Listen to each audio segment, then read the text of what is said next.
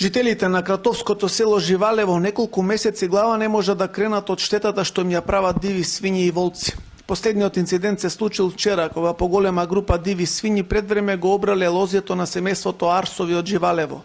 Според проценката на земјоделските инспектори, уништени се најмалку 1,5 тон грозје, а приносот ќе биде десеткуван и в година поради оштетени лози.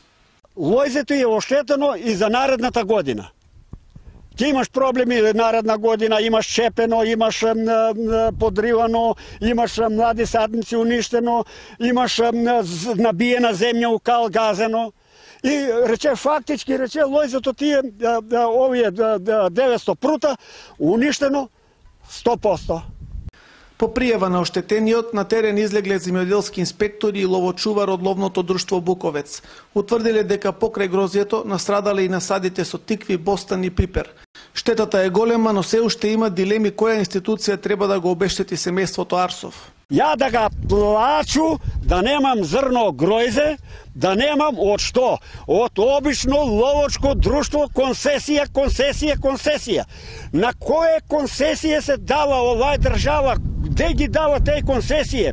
Тие концесија имат ли прихране за тие дивач да однесат да га прихранил, па да не прави на населението штета?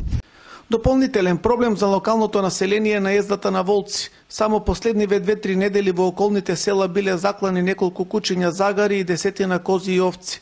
Спас гледаат во почетокот на ловната сезона и организирани хајки со кои ќе се намали бројот на волци и диви свињи.